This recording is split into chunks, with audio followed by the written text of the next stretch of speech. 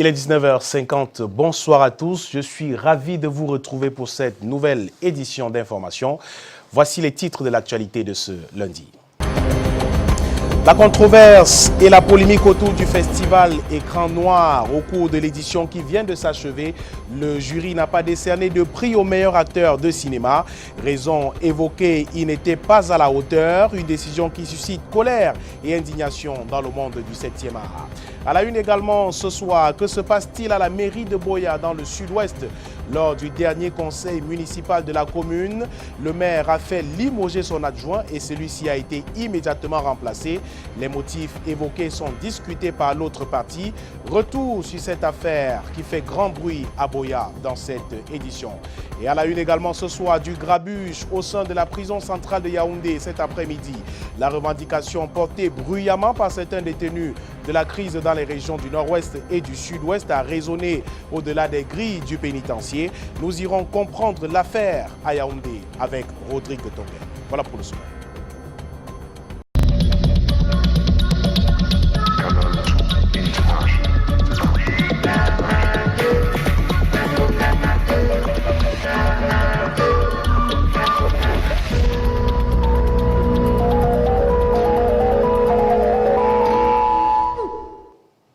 Bienvenue au 19h50. On ouvre par cette information dite dure, scène d'une rare violence et d'une barbarie inouïe à Bonabéry. Le week-end dernier, 2 présumés voleurs emportés par les flammes d'une justice populaire dictée par des conducteurs de mototaxi. Accusés d'avoir volé une moto, ils ont été brûlés vifs. Attention, certaines images peuvent choquer. Regardons ceci avec Yvonne Katiken et Martin Luther Dumont. Cet amas de pierres sur le trottoir à l'entrée de cette station de service à Bonabéry rappelle à tous les passants ce lundi matin l'atrocité du week-end. 2 jeunes garçons ont achevé leur vie emportés par une scène d'une barbare violence devant une foule en furie. Les mototaximens dictent leurs lois, ils garent leurs engins et se font justice. Les 2 jeunes hommes allongés sur le sol sont bastonnés à coups de gourdin, de grosses pierres leur sont jetées sur la tête. Ils sont accusés d'avoir volé une moto et brûlé vif. Bien que les forces de l'ordre soient venues en intervention, le conducteur de moto-taxi avait déjà réussi à lyncher deux personnes qui étaient sur l'asphalte, au motif pris de ce que ces 2 personnes auraient volé une moto du côté d'Aqua après avoir poignardé, selon les informations qui nous sont parvenues, après avoir poignardé le propriétaire de cette moto. La moto volée était équipée d'un système de sécurité qui aurait permis de localiser les présumés voleurs. Malheureusement, la loi du nombre n'a pas permis aux forces de maintien de l'ordre de maîtriser la foule en furie. Comme ils étaient très nombreux et furieux, les moto-taximans, ils ont donc réussi à tuer les 2 individus, à leur verser même du carburant sur le corps et mettre le feu. La justice populaire, une triste réalité encore présente au Cameroun. La justice populaire ne doit même pas exister. La justice revient à la justice. Le sang versé peut être même le sang d'une personne innocente. Dans tous les cas, la recrudescence des cas de justice populaire reste inquiétante. On reparle de la crise à l'église évangélique du Cameroun. Le tribunal de grande instance du Vouri annonce le délibéré pour le 23 septembre 2019. 2 camps au sein de cette église s'affrontent, on le sait, depuis 2017 après le synode général de l'église tenu en Gaoundéré. Malgré les multiples médiations et recours en justice, toujours pas de solution à ce jour. Les chrétiens s'en remettent à Dieu pour la sortie de cet épisode. Charles Robert est pour les détails. Affaire Église évangélique du Cameroun contre Église évangélique du Cameroun. Le tribunal de grande instance procédera au délibéré le 23 septembre 2019. Une décision qui tombe après des débats sur l'exception et l'incompétence jugée par certains du tribunal à résoudre cette affaire. La partie adverse vient simplement admettre toutes nos demandes. Non. Automatiquement, ils ont nous opposé des arguments et lesquels arguments aujourd'hui portent sur la compétence du tribunal. Ben, vous avez entendu pratiquement le débat et conformément à nos tests de l'Église, ou alors plutôt conformément aux lois de notre pays. Il convient véritablement que le procès soit au tribunal de grande instance. Il y a 2 ans, au sorti des élections du bureau directeur de l'église évangélique du Cameroun en Ngaoundéry, des contestations se sont fait connaître et l'affaire est portée auprès du tribunal de première instance. Après décision d'annulation par celui-ci, l'affaire fut portée au tribunal de grande instance. Même si l'une des parties a refusé de s'exprimer à notre micro, l'autre croit fort à la justice et en l'application de la loi. Nous savons que nous verrons la fin de ce procès qui sera dit, n'est-ce pas, selon la vérité. Nous faisons confiance à la justice camerounaise. Le tribunal est souverain. Le tribunal va dire le droit. En attendant le délibéré, les chrétiens qui souhaitent voir cette affaire résolue gardent le cœur à la prière et l'œil à la justice. Je vous le disais en titre, depuis le dernier conseil municipal de la commune de Boya, le maire s'est séparé de son premier adjoint. Les motifs, absentéisme, insubordination sont évoqués et à l'unanimité, le maire et les conseils municipaux présents ont procédé au remplacement immédiat de l'homme incriminé pour le remplacer par un autre. Une décision qui soulève la colère sur place à Boya. Lille Piedjou et Henri Chinda. À l'unanimité, le maire de la commune de Boya, Patrick Ekema, et les conseillers présents à la première session ordinaire du conseil de Boya mettent à l'écart le premier adjoint, Emmanuel Motombimbome. Le conseil a constaté l'absence du premier adjoint, a constaté également son absence à son lieu de service et donc par conséquent s'est saisi. Ce cas de figure a été prévu dans les dispositions légales, donc le conseil avec la capacité de le faire.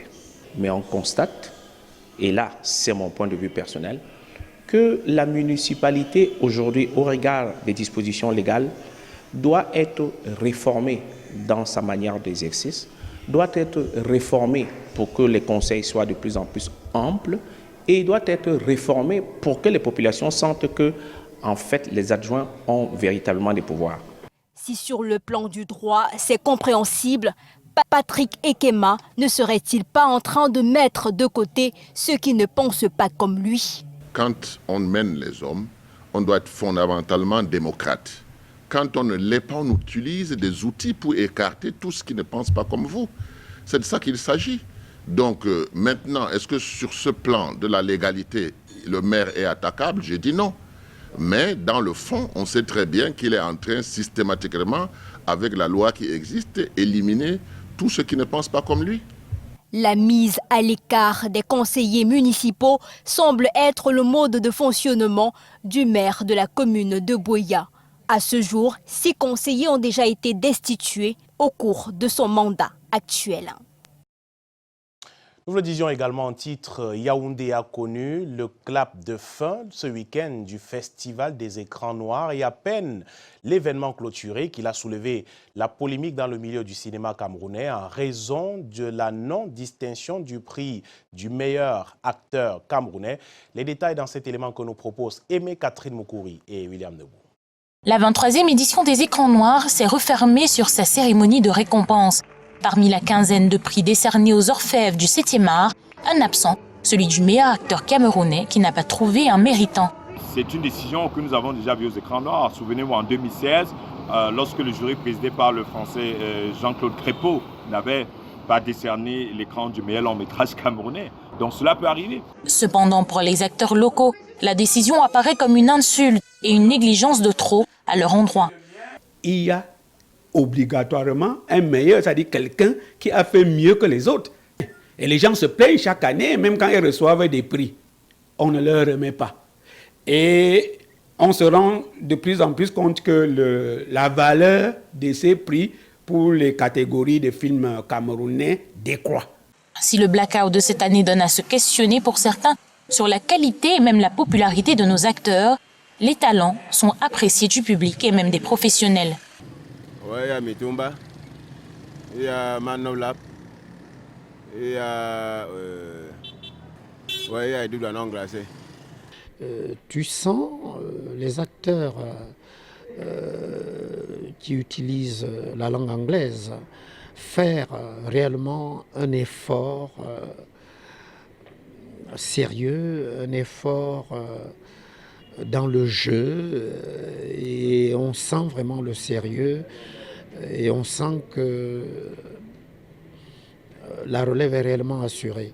Les écrans noirs se sont fait le devoir de mettre la lumière sur le 7e art, mais l'événement semble au fil des années perdre de sa notoriété. Des gens uniquement à l'ouverture, à la clôture, parce qu'ils viennent pour le tapis rouge et après ils ne viennent pas voir des films. On a des gens, un village du festival qui n'attire pas beaucoup de monde. Je pense qu'il faut que les organisateurs des écrans noirs essayent de s'asseoir et de repenser la politique de cet événement. Côté féminin, les écrans noirs ont souri à Elisabeth Cynthia Ngono, qui reçoit le prix de la meilleure actrice. 50% de la population active au Cameroun exerce dans le secteur agricole. L'agriculture est dominée par quelques 2 millions de petites exploitations familiales, la plupart constituées en GIC et en association, stimuler justement une croissance et une transformation rurale inclusive et durable est l'objectif visé par le Fonds international de développement agricole réuni en Assemblée générale ce jour à Douala. Le compte rendu de Patrick Ngwanya et Guy Fotso. Oumarou Gamodi est agriculteur et spécialisé dans la culture du riz. Il expose ici les produits issus de son champ. Nous faisons le riz étuvé, le riz complet, le riz blanc et le riz qu'on appelle l'oncle Benz, en cultivant tout à Fumbo de la Baïgon. Le riz complet là, que vous voyez là, qui sont les riz des diabétiques. Les exposants venus des différents GIC et associations d'agriculteurs du Cameroun œuvrent pour la promotion d'une agriculture durable de seconde génération. C'est une de seconde génération. Donc, on demande qu'on a plus besoin d'aller dans les bas-fonds. Parce que c'est un programme important pour les jeunes, pour les femmes, pour le développement agricole, pour l'agripastoral, pour le développement pour trouver le job pour tous les gens. Alors, pour une semaine, nous serons ici dans des rencontres officielles et pour voir tous les jours, aujourd'hui et demain, les projets dans Douala, où il y a beaucoup de projets agropastoraux. Le secteur agricole est vital pour le Cameroun puisqu'il emploie environ 50% de la population active. Le FIDA aussi, à travers un de ses programmes, développe des filières stratégiques pour nous, telles que le riz et l'oignon. Et le FIDA a permis à plusieurs régions non seulement de lutter contre la pauvreté, mais d'éradiquer la faim. Le Fonds international de développement agricole, en abrégé FIDA, arrive à Douala au Cameroun pour la première fois après 40 ans. L'action de cet organisme des Nations Unies va se poursuivre dans les régions de l'Ouest et du Centre. Les avancées du Cameroun en matière d'objectifs de développement durable présentés à New York par le ministre de l'Économie, de la Planification et de l'Aménagement du territoire. La réduction des inégalités reste un défi majeur pour le Cameroun, a précisé Alamine Ousmane May à l'occasion de ce forum politique sur le développement durable justement dans le monde qui s'est tenu aux États-Unis, ce forum justement qui s'est tenu il y a quelques jours seulement aux États-Unis. Je vous suggère d'écouter le ministre Alamine Ousmane May. Today, Cameroon was privileged to present its first voluntary national. Le Cameroun est fier de présenter son premier rapport d'examen national volontaire qui est en rapport avec les objectifs de développement durable. L'approche qui a mené à l'élaboration de ce document est la preuve que le Cameroun est déterminé et à la recherche des ODD. Nous avons le soutien de la société civile, du secteur privé et des bailleurs de fonds. Avec le lancement des ODD en 2015 et une collaboration franche avec nos partenaires, nous voulons être sûrs que nous progressons à travers ce partenariat en assurant la promotion de l'éducation, de la santé et bien d'autres. Promoting partnership, strengthening our capacity to deliver growth, inclusive growth, sustainable goals.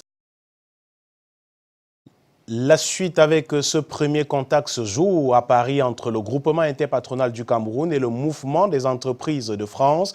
Le président du MEDEF, au cours de cette rencontre, a déploré le retour des investisseurs français dans leur pays à cause de la crise sociopolitique et sécuritaire qui secoue le Cameroun. Il a également apporté son soutien au président du JICAM dans l'accompagnement des investissements privés malgré la complexité du climat des affaires. Lil Piedjou et Erigolf Kouachou. Lundi 22 juillet 2019, le siège du mouvement des entreprises de France reçoit une note de marque. Célestin Tawamba, le président du groupement interpatronal du Cameroun, est accueilli par son homologue de la France, Geoffrey Roux de Bessieux. Les deux hommes échangent sur plusieurs sujets, notamment le climat des affaires au Cameroun, secoué depuis bientôt 3 ans par la crise sociopolitique. Le Cameroun est dans une situation difficile sur le plan économique, mais difficile aussi sur le plan de la gouvernance, que les entreprises françaises ont historiquement une place importante, mais qu'elles reculent. Certaines quittent le Cameroun, ce qui est dommage, mais on peut aussi comprendre que quelquefois le contexte n'est pas forcément favorable. Donc c'est une première prise de contact, j'espère qu'on aura l'occasion de se revoir. Malgré cet environnement des affaires assez difficile, le président Tawamba peut désormais compter sur l'accompagnement du patronat français. Il était question de partager l'état actuel, mieux préparer la situation d'aujourd'hui pour avoir un avenir meilleur. Je pense que le nouveau président du MEDEF a pris conscience de cette situation et puis on va ensemble travailler pour que la situation de l'environnement économique du Cameroun puisse être meilleure pour que le business, malgré l'environnement politico-économique compliqué aujourd'hui, puisse continuer de prospérer. Cette première rencontre entre les patrons des patrons du Cameroun et de la France vient confirmer cette alliance qui vise à libérer l'investissement privé et à explorer les économies africaines et européennes. Je vous suggère de nous rendre à Yaoundé tout de suite, retrouver Bran Kamga. Et avec lui, justement, on parle de ces bruits entendus ce jour à la prison centrale de Yaoundé. Bran, de quoi s'agissait-il exactement? Bonsoir.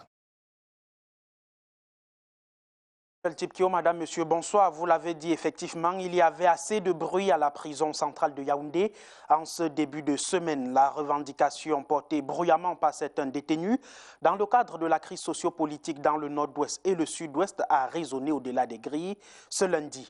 L'économie des informations glanées sur place à travers des sources crédibles avec Rodrigue Tonguet et Luc Mvondo. Ambiance peu ordinaire à la prison de Kondengui. C'est le moins que l'on puisse dire au regard de ces images amateurs virales sur les réseaux sociaux ce lundi. On eût cru à une émeute au sein de ce pénitencier. Mais de sources internes, Canal 2 International a appris qu'il s'est agi, peu avant midi, d'échauffourées. Tout est parti de plaintes de personnes emprisonnées dans le cadre de la répression des revendications sécessionnistes. Elles mettent en cause ces revendications des prétendues lenteurs judiciaires, au regard, disent ceux qui la portent, de l'avancée fulgurante des dossiers judiciaires des cas du MRC qu'ils considèrent comme des prisonniers politiques autant qu'eux. Le ton est très vite monté. Des prisonniers qu'on dira ordinaires ont alors, à la suite des meneurs, repris la revendication à leur compte, fonçant pour certains vers le quartier 14 de Kondengui, le fameux quartier VIP. C'est seulement grâce à l'intervention de la CEMIL, la sécurité militaire, puis de la gendarmerie nationale que les prisonniers de luxe n'ont pas été inquiétés. Mais aussi grâce aux appels au calme lancés par Mamadou Mota, premier vice-président du MRC, lui-même détenu, ou de Mancho BBC, tous à l'œuvre sur ces images qui ont fuité de la prison, que l'on a évité le pire en Kondengui cette mi-journée, affirment toutes les sources internes, autant informelles qu'officielles, ayant souhaité garder l'anonymat.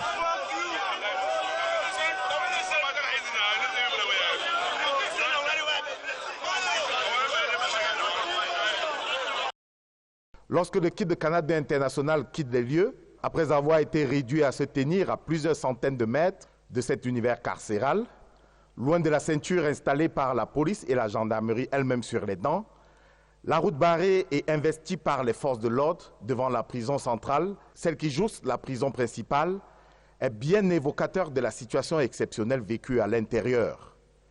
Elle ne vient que confirmer les nouvelles très peu heureuses envoyées derrière ces murs. Jusqu'en milieu d'après-midi, des voix de la revendication se faisaient entendre au sein du pénitencier. Merci Rodrigue Tanguay pour ce reportage. On parle de l'état-major de l'armée de terre qui se dote d'un nouveau poste de commandement. Le nouveau bâtiment R+2 a été inauguré ce lundi à Yaoundé par le ministre délégué à la présidence chargé de la défense. L'édifice va contribuer à l'amélioration du cadre de travail des forces de défense et de sécurité pour des résultats plus efficients. Alain Gislan Kanga, sèche Alain Ziebou. Dressé majestueusement sur 885 mètres carrés, le nouveau poste de commandement de l'état-major de l'armée de terre affiche fière allure. Le haut commandement de l'armée camerounaise s'est fortement mobilisé ce jour à Yaoundé pour l'inauguration de ce nouveau bâtiment aux caractéristiques particulières. Il abrite 42 bureaux, 2 salles de réunion, une salle de conférence de 120 mètres carrés, une salle serveur, une salle pour les archives, une salle pour le musée, un ascenseur, 4 cages d'escalier, 2 parkings couverts réservés au chef d'état-major de l'armée de terre et à son major général. Pour son autonomie, ce bâtiment dispose d'une réserve d'eau de 64 mètres cubes. Des caméras de surveillance et des détecteurs de fumée ont été réalisés avec des fenêtres sécurisées pour pallier toute tentative d'entrée par infraction. Un cadre qui concourt à offrir des conditions et commodités optimales permettant d'exécuter les missions de manière efficace. Cette vision a été pensée et consignée, comme vous le savez, dans l'importante réforme des forces de défense entreprise en 2001 en vue de moderniser et d'accroître leur efficacité opérationnelle. Sa mise en œuvre prévoit en bonne place l'amélioration du cadre de vie et de travail des militaires. Une mise en place qui, d'après Joseph Betty-Assomo, se poursuit progressivement par étapes successives en fonction des ressources financières de l'État. À peine les résultats du baccalauréat sont tombés que les futurs étudiants sont sur le front du bon créneau.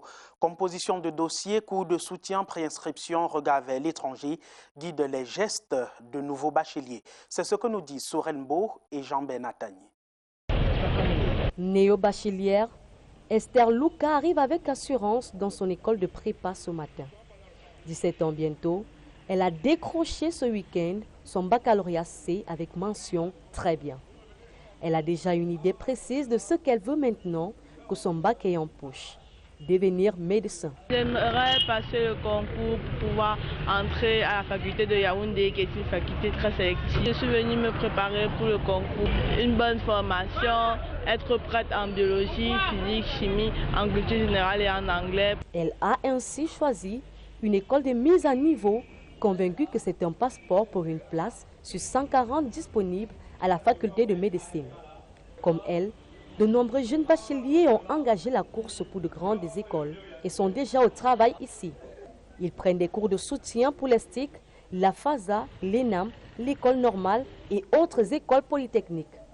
Le cas d'Emmanuel Michel qui mise sur ses cours de soutien. Je suis un enfant, si je peux le dire, qui aime observer les choses autour de moi et quand il regarde mon pays, j'ai un peu envie de le développer. J'ai choisi de venir me former au groupe Centre Intelligentsia. Ce sont des jeunes étudiants de Polytech. Donc, ils ont encore une fraîche mémoire de ce qu'ils voient là-bas et avec cette mémoire fraîche, ils viennent donc nous montrer. Mais ils sont plus nombreux, les bacheliers de cette année qui ont choisi le campus des universités d'État de Yaoundé, soit Ngouaïkele, par réalisme ou dans la perspective des études supérieures longues. À côté de ces universités, les instituts supérieurs de formation professionnelle font figure numéro 2 en termes de demande. Mais plus connus, Istag, Matanfen, Siantou, Subdeco. Elles préparent en 2 ou 3 ans pour des métiers. Mais il y en a au fond du classement qui choisissent des airs pour s'envoler vers l'Europe, l'Amérique du Nord, l'Asie. C'est la chasse aux inscriptions. Des opérateurs publics et privés leur offrent des prépas.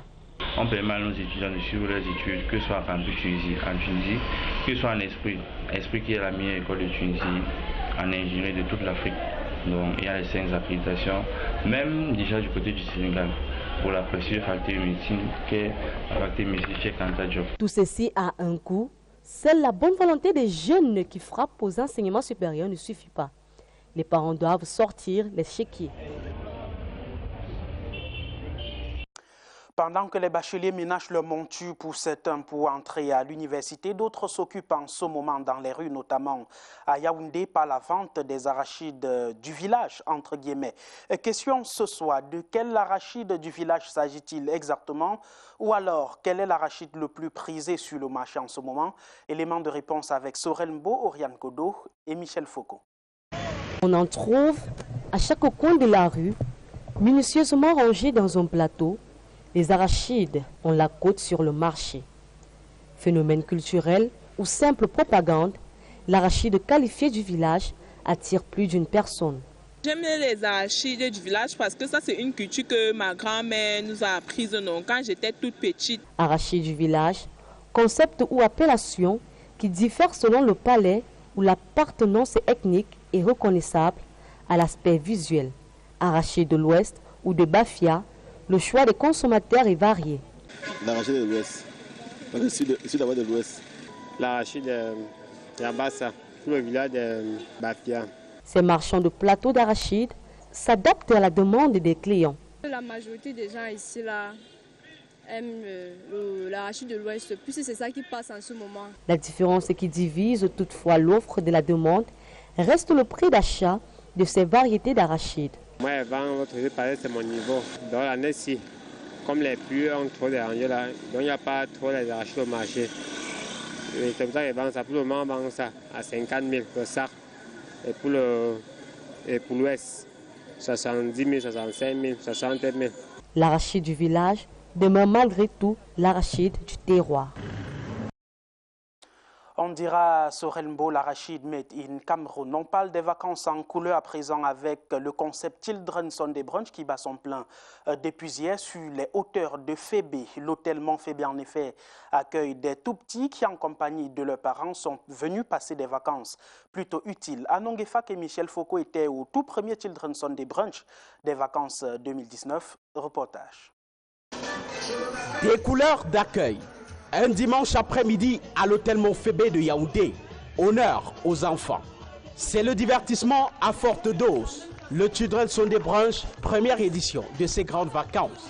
Ici, des enfants qui papotent dans la piscine, là, d'autres sautillent sur un trampolin. Des activités, c'est à chacun son choix. Il y a une piscine, il y a des jeux, il y a des prix.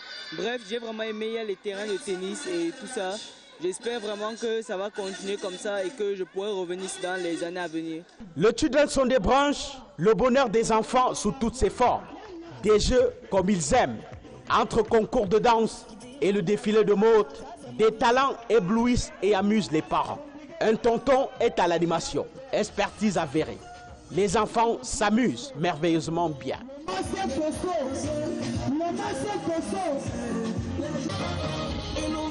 Je le présente pour le gars ici. Voilà. Nous sommes venus au Montfébé pour s'amuser. Vraiment, c'est très bien, très drôle, vraiment. Je suis satisfaite. J'ai fait les concours de danse, les concours de coloriage. Dessins, peintures, crayons et pinceaux enfantins faiseurs de rêves. Il y a des cadeaux à gogo pour encourager des prouesses. De la bouffe aussi pour enfants et parents accompagnateurs. Pour cette édition, des innovations apportées par l'hôtel Montfébé. Il y a eu plein d'innovations, beaucoup d'activités pour les enfants. Tout est réservé et tout est prévu pour assurer un bon épanouissement des enfants pendant ces congés. Donc nous n'hésitons pas à inviter les parents à amener les enfants ici le dimanche 28 juillet 2019 à partir de 12 h pour vivre le Children's Sunday Brunch des vacances à l'hôtel Montfébé. Ce sera la prochaine avec autant de bonheur. Bonheur 5 étoiles, bien sûr.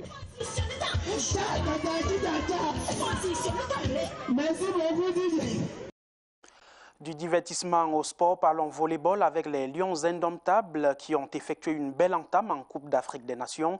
Hier dimanche en Tunisie, les joueurs du coach Mayam ont dominé la formation de la République démocratique du Congo sur le score de 3-7 à 0. Alain Gislan Kanga nous donne plus de précisions.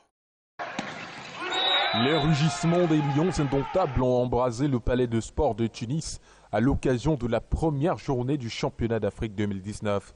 Yvan Cody et ses camarades ont sorti les crocs face à la République démocratique du Congo. Les poulains de Mayam ont réussi leur entrée en matière en s'imposant 3-7-0 malgré quelques lacunes. C'était le premier match de l'entrée en compétition. Il y avait eu quelques trucs un peu difficiles, comme la cohésion.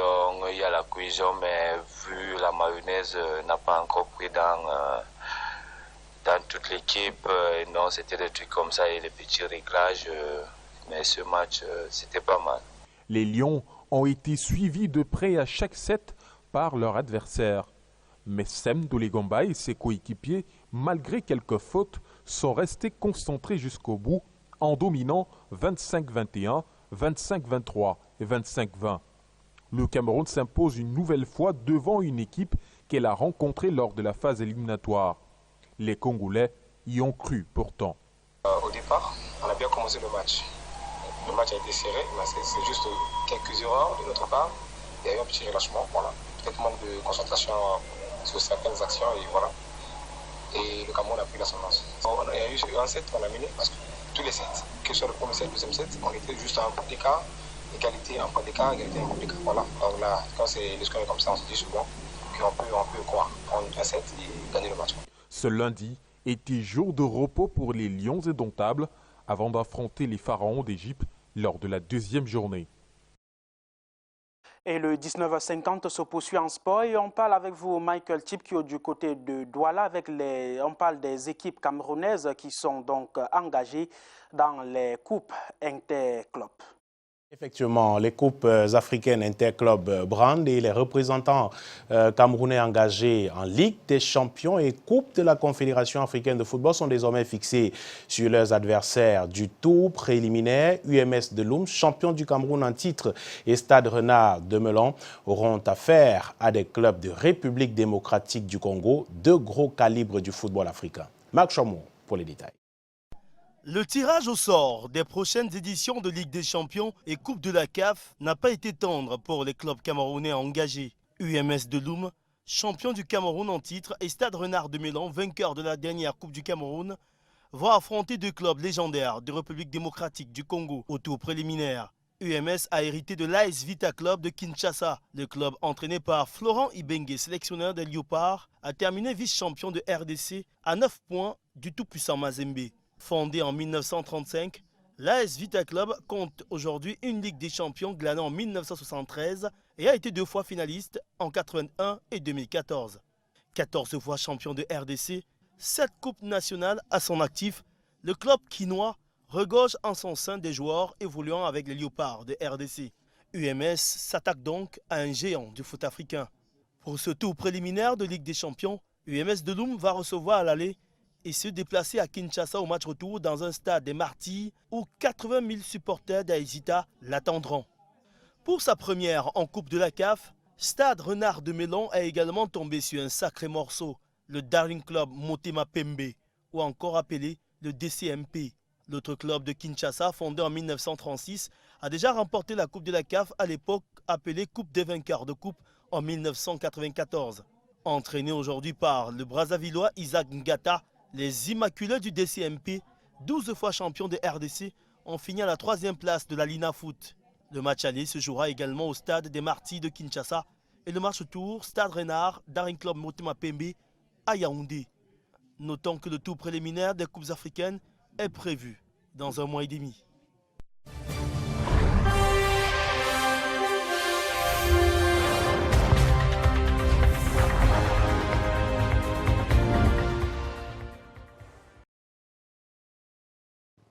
Le retour du plus de l'info ce soir, je vous amène justement à la découverte d'un quartier spontané de Douala. Essengue, anciennement village des pêcheurs, est devenu au fil des années un quartier en plein cœur de la cité où cohabitent populations et entreprises.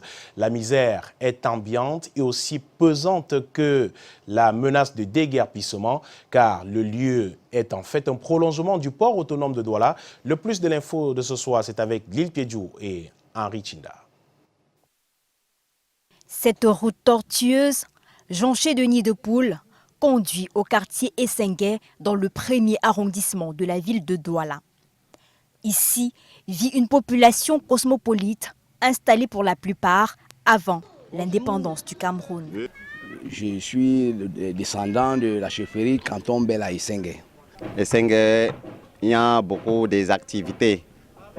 Il y a la pêche, même si tu fais la moto, ça donne bien. Au fil des années, cet espace jadis village des pêcheurs se transforme en cité en devenir, où résident des familles entières.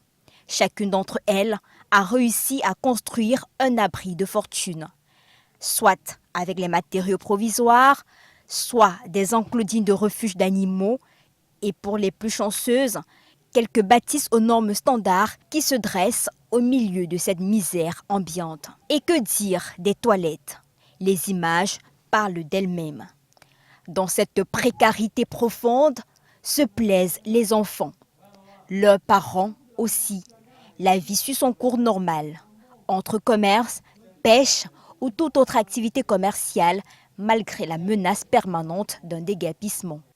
J'ai été convié à une rencontre avec le PAD le 16 mai, où le directeur général adjoint nous a rappelé qu'ils vont encore venir casser d'ici au mois de septembre 2019. Non, on n'a pas de titre foncier à Essengue. Essengue relève du domaine public de l'État. Maintenant, il se passe qu'en 2016, le port a sollicité la restitution des nouvelles délimitations que l'État lui aurait accordées. Selon les informations qui nous parviennent du port autonome de Douala, Essengue se trouve dans le prolongement de la zone portuaire, dont interdite aux habitations. Et les entreprises installées sur ce site, moyennant des redevances payées au port autonome de Douala. Puisqu'on parle d'axe routier, celui-ci accueille au quotidien des centaines de camions, de billes de bois, de ferraille et autres marchandises qui brassent des millions de francs CFA provenant de plus de 400 entreprises installées ici. Véritable paradoxe au regard du visage hirsute qu'affiche cette localité. Difficile pour les élèves et autres travailleurs habitant Essengue de vaquer à leurs occupations. Par rapport à la route, il y a un peu de problème. Parfois, s'il pleut, la route n'est pas praticable. Il y a un peu de trous. Le véritable problème d'Essengue, c'est les routes. Parce que les routes sont enclavées. Ces derniers jours, Essengue est devenue une localité qui, malgré la grande misère, cette menace de déguerpissement, a pourtant reçu un parterre de personnalités, autorités administratives et peoples venus soutenir un projet de construction d'un centre multimédia porté par une figure importante des médias au Cameroun.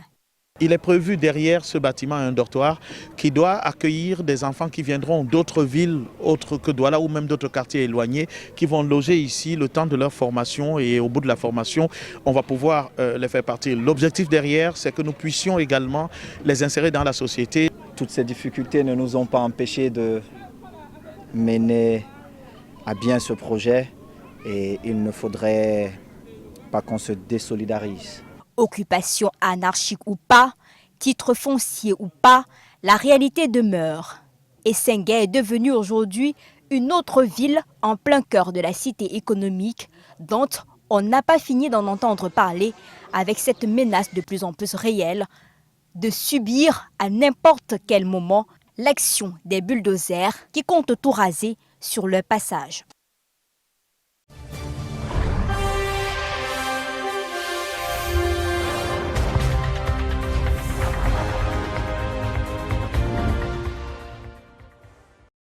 Et c'est sur ce que nous mettrons un terme à cette édition d'information de ce lundi. Mesdames, Messieurs, merci d'avoir suivi. Je vous souhaite passer une belle soirée sur nos antennes et à demain, 19h50. Bonsoir.